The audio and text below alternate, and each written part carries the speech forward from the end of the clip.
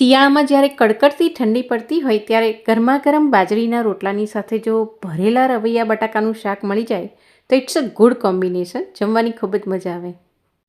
તો આજે આ શાક તમે ક્યારેય નહીં બનાવ્યું હોય તેવા એકદમ નવી રીતે મસાલાના એક નવા જ કોમ્બિનેશન સાથે બનાવીશું. તો અહીં પહેલાં આપણે રવૈયા અને બટાકામાં ભરવા માટેનો એક મસાલો બનાવી લઈએ.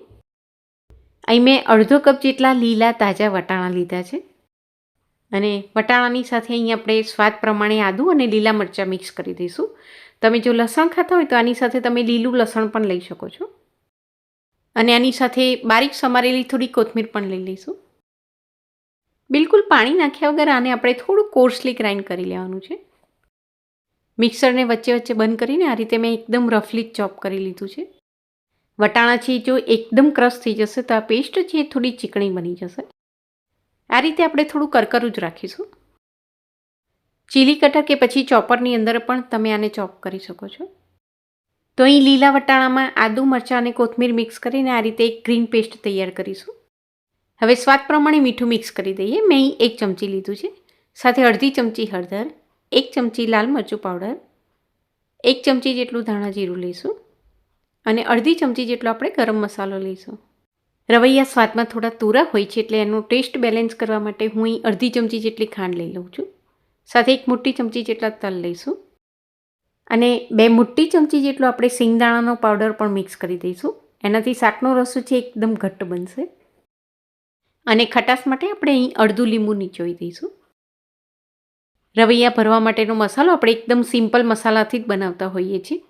ઘણીવાર એમાં આપણે બેસન પણ મિક્સ કરતા હોઈએ છીએ, પણ જ્યારે વિન્ટર ચાલતી હોય ત્યારે આ રીતે લીલા તાજા વટાણા કે પછી તુવેરના દાણા પણ ખૂબ જ સરસ મળતા હોય છે.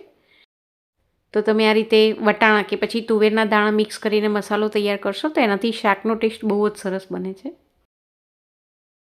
હવે તૈયાર કરેલા મસાલાને આપણે રવૈયા અને બટાકાની અંદર આ રીતે એકદમ દબાવીને ભરી દઈશું. અહીં મસાલાની અંદર આપણે જે લીલા તાજા વટાણા મિક્સ કર્યા છે એની બદલે તમે લીલી તુવેરના દાણા પણ મિક્સ કરી શકો છો. એનાથી પણ શાકનો ટેસ્ટ ખૂબ જ સરસ બને છે. તો એનો વિડીયો પણ મેં બનાવેલો છે. એની લિંક પણ હું તમને નીચે ડિસ્ક્રિપ્શન બોક્સમાં આપી દઉં છું. હવે આ બાકી રહેલો મસાલો પણ આપણે શાકની અંદર જ મિક્સ કરી દઈશું. એનાથી શાકની ગ્રેવી એકદમ ઘટ્ટ અને ટેસ્ટી બનશે. આ શાક આજે આપણે પ્રેશર કુકરમાં બનાવીશું. આજે આપણે રૂટીન શાક કરતાં તેલ થોડુંક વધારે લઈશું. અહીં મેં 4 મોટી ચમચી જેટલું તેલ લીધું છે. વઘારમાં રાઈની સાથે થોડું જીરું પણ મિક્સ કરી દઈશું. રાઈને આપણે બરોબર ફૂટવા દઈશું. સાથે થોડી હિંગ પણ મિક્સ કરી દઈએ.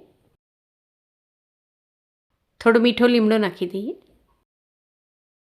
અહીં મેં બારીક સમારેલું 1 મોટું ટામેટું લીધું છે. સૌથી પહેલાં ટામેટાને આપણે તેલમાં બરોબર સાંતળી લઈશું અને વઘારની અંદર જ આપણે અડધી ચમચી જેટલી હળદર પણ મિક્સ કરી દઈશું.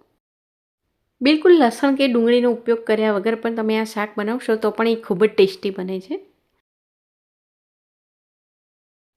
ટામેટા સોફ્ટ થઈ જાય એટલે હવે એમાં આપણે ભરેલું શાક મિક્સ કરી દઈશું.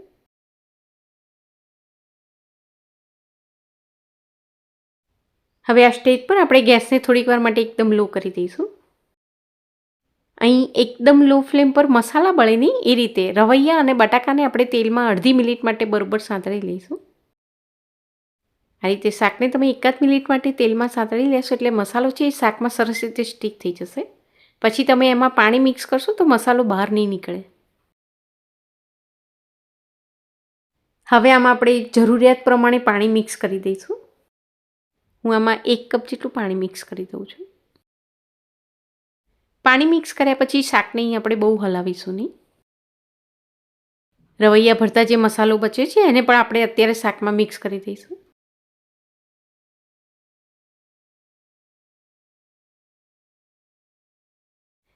આ શાક આજે આપણે કુકરમાં બનાવી રહ્યા છીએ એટલે અહીં રવૈયા તૂટી ના જાય, આખા જ રહે, સ્પ્રેડ ના થઈ જાય. એટલા માટે ગેસની એકદમ મીડિયમ ફ્લેમ પર અહીં આપણે કુકરની ફક્ત 2 જ વિશલ બોલાવીશું. મીડિયમ ફ્લેમ પર 2 વિશલ બોલાવી લીધા પછી હું અહીં ગેસને બંધ કરી દઉં છું અને આમાંથી એકદમ એર રિલીઝ થાય એ પછી જ આપણે કુકરને ખોલીશું. જો તમે એકલા રવૈયાનું શાક બનાવો તો મીડિયમ ફ્લેમ પર 1 જ વિશલમાં સરસ ચડી જાય છે. પણ આમાં આપણે બટાકા પણ મિક્સ કર્યા છે એટલે 2 વિશલમાં જો શાક ખૂબ જ સરસ ચડી ગયું છે. મીડિયમ ફ્લેમ પર 2 વિશલ બોલાવી લેશો એટલે બટાકા પણ ખૂબ જ સરસ ચડી જશે, કાચા નહીં રહે અને રવૈયા પણ આખા જ રહેશે. જો બિલકુલ સ્પ્રેડ નથી થયા. છેલ્લે બારીક સમારેલી કોથમીર સ્પ્રિંકલ કરી દઈશું. તો શિયાળામાં આ શાક તમે બાજરીના રોટલા સાથે બનાવો કે પછી ગરમા ગરમ ફોતરાવાળી ખીચડી અને કઢી સાથે સર્વ કરશો તો પણ એ ખૂબ જ સરસ લાગે છે. ખાસ શિયાળાની સિઝન ચાલતી હોય ત્યારે તાજા વટાણા અને રવૈયા બંને ખૂબ જ સરસ મળે છે. તો એકવાર આ રીતે તમે જરૂરથી બનાવીને ટ્રાય કરજો, ખૂબ જ ટેસ્ટી બને છે. આશા રાખું છું કે આજની આ રેસીપી તમને ચોક્કસ પસંદ આવી હશે. Thank you.